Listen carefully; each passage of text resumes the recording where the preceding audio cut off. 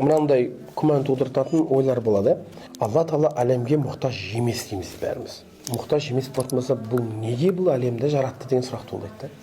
Бұл кісінің басына ой мынандай туындайды ғой, Алланың мұқтаж емес болуы негізі әлемді жаратпауға алып келу керек еді. Бірақ мантық, логика деген ілім болады да, сол ілімде негізі әрбір себепке салдар сай болып келу керек та. Енді ол кісі Алла әлемді жаратпау керек дегеннің себебін Алланың мұқтаж емес болуы деген алып келіп тұр да. Алланың мұқтаж емес болуы әлемді жаратпау керек еді. Сұрақ. Қашаннан бері бір зат мұқтаж емес болуы ол ештеңені жаратпауға алып келу керек та. Болмаса естіп айтайық, бір кісі үйге мұқтаж емес та, үй көп. Бірақ ол тағы да барып бітті үй салу мүмкін емес тағы да деп айтасың ба? Жоқ та, мен сіздерге айтайын, қазіргі уақытта байлар, мысалы, машинаға мұқтаж емес болса да гараждарын толтыра ма? Ол ненің себебінен жасап жатыр? Ол мұқтаж болуынан ба? Жоқ, мұқтаж еместен да. Ол мұқтаж емес көлікке. Бірақ жасап жатыр.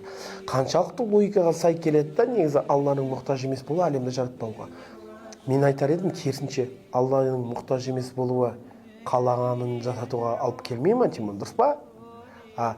Ондай болатын болса, Алла әлемді жаратам деп қаласа, оны мұқтаж емес болуынан болып тұр. Ешкімді тыңдау шарт емес. Қаласа жаратады, қаласа жаратпайды. Жаратқаннан кейін оған ешкім сұрақ қоя алмайды. Неге жараттың, сен мұқтажсың ғой? Жоқ, мұқтаж емес Алла Тағала. Ол мұқтаж емес болғаннан кейін сол жаратып тұрды. Мысалы, сен кіріп камера түсірдің ғой. Камера түсіргеннен кейін мен саған айтам ба? Сен мұқтаж екенсің, соңын түсіріп жатсың деп. Айтылмайды да енді. Қалай?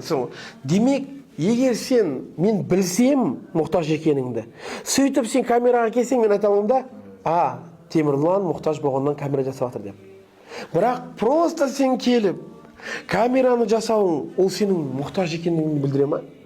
Енді қалайша деймін да, бауырларымызға айтамын, қалай сен Алланы шынымен де мұқтаж емесін білмей жатып, әлемнің жаратуын сен оны дәлел қылып қойдың, оның мұқтаждығына да. Ол как Тимонды просто келіп құрып атқан кезде мен айтамын, Тимон мұқтаж екен ғой деймін. Кім айтты ол мұқтаж деп? Тимон мұқтаж болады. Қашан Тимон? Егер мен білсем, сен оның мұқтаж екен. Сөйтіп камераны келіп қойып атсаң, мен айтамын, мұқтаждықтан жүр ғой деймін да. Бірақ сен білмеймін, сен просто камераны қойып атсаң, маған айтуға бола ма, сен мұқтаждықтан істеп жатсың деп айта алмайсың. Тура солай, қалай сен әлемнің жаратылғанын құр әлемге қарап, Алла мұқтаждықтан істеді деп айта аласың. Сен бір жолы бір-ақ кезде ғана айтасың. Егер сен білсең өзің әлемді жаратпастан бұрын Алла мұқтаж екенін, сонан кейін барып әлемді жаратқан кезде сен айтасың, Алла мұқтаждықтан жаратты. Біле алмайсың. Логика дұрыс емес.